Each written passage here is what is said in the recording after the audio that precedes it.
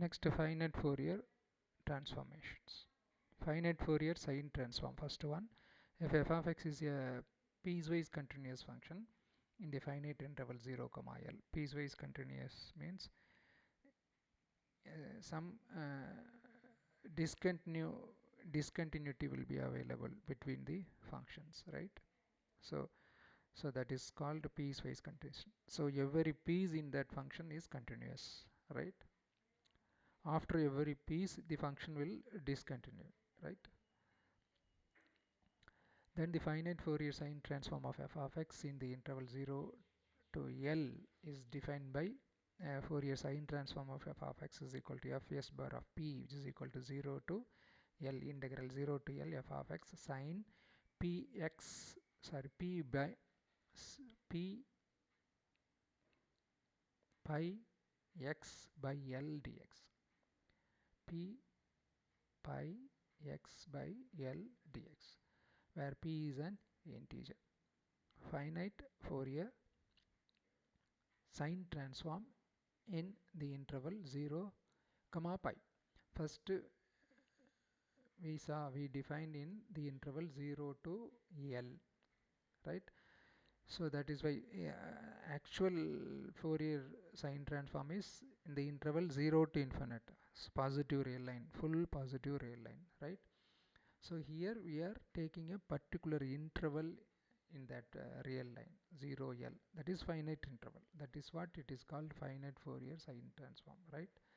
So instead of sine px we are using sine p pi x by L, right? Note that. Similarly here replace L by pi, right? You will get 0 to pi integral 0 to pi sine f of x sine p pi x by pi. Instead of L you are replacing pi. Pi and pi get cancelled, so you will get px, sine px dx. That's all, right?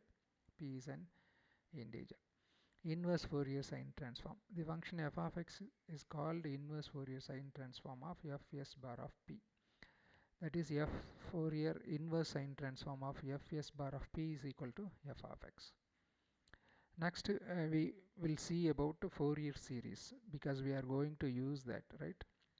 The Fourier series of a function f of x over the interval minus L to plus L is defined by f of x is equal to a naught by 2 plus summation n is equal to 1 to infinity a n cos n pi x by L plus summation n is equal to 1 to infinite b n sin n pi x by L, where a naught is equal to 1 by L integral minus L to plus L f of x dx, and a n which is equal to 1 by L integral minus L to plus L f of x cos n pi x by L dx, and bn which is equal to 1 by L integral minus L to plus L f of x sin n pi x by L dx. The Fourier series of function f of x over the interval is given by, so f of x is equal to a naught by 2, previous case minus L to plus L, here the interval is minus pi to plus pi. So replace just L by minus pi to plus pi in that, so you will get this f of x is equal to a naught by 2 plus integral summation n is equal to 1 to infinite a n cos nx plus summation n is equal to 1 to infinite b n sin nx. A naught is equal to 1 by pi integral minus pi to plus pi f of x dx. A n is equal to 1 by pi integral minus pi to plus pi f of x cos nx dx, and bn equal to 1 by pi integral minus pi to plus pi f of x sin nx dx. Next we are going to prove the inversion formula for finite Fourier transform. So statement, if fs bar of p is the finite Fourier sine transform of f of x over the interval 0 to L, then the inversion formula of sine transformation is given by f of x is equal to 2 by L summation p is equal to 1 to infinite fs bar of p sine p pi x by L.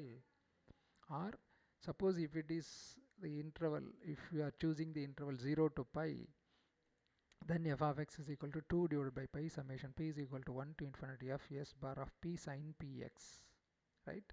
We'll see. We know the Fourier sine transform, right? Fourier series. First we are taking the Fourier series of f of x in the interval minus L to plus L. F of x is equal to a naught by 2 plus summation p is equal to 1 to infinite a p cos p pi x by L plus summation p is equal to 1 to infinite b p sin p pi x by L. A naught is equal to 1 by L integral minus L to L f of x dx. AP which is equal to 1 by L integral minus L to L f of x cos p pi x by L dx, and BP which is equal to 1 by L integral minus L to L f of x sin p pi x by L dx. So this Fourier series, take the Fourier series as equation number 1. Define f of x is an odd function in the interval minus L to 0. We are assuming that f of x is an odd function, right?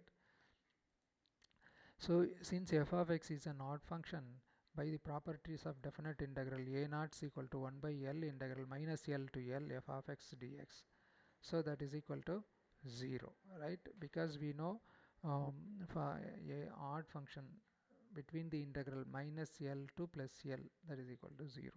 That is equation number 2. Next, we know cos is always even function. So cos p pi x by L is an even function. So f of x into cos p pi x by L. So even into odd. So this is an odd function. By the properties of definite integral, AP which is equal to 1 by L integral minus L to L f of x cos p pi x by L dx, that is also 0. So integral minus a to plus a odd function is always 0, right? So that is equation number 3. And we know sin p by x by L, sin is always an odd function, and f of x is an odd function. Odd into odd, you will get even function. So f of x sin p pi x by L is an even function. So by the properties of definite integral, bp which is equal to 1 by L integral minus L to plus L f of x sin p pi x by L dx, which is equal to, so integral of minus a to plus a, an even function, which is equal to 2 times integral 0 to a, that even function. So we are using that ideas, that is equal to 2 divided by L integral 0 to L f of x sin p pi x by L dx. That is fourth equation.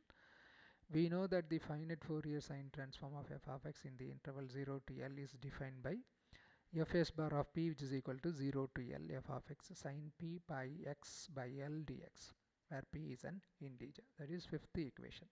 So from 4 and 5, bp which is equal to 2 divided by L fs bar of p, that is equation number 6.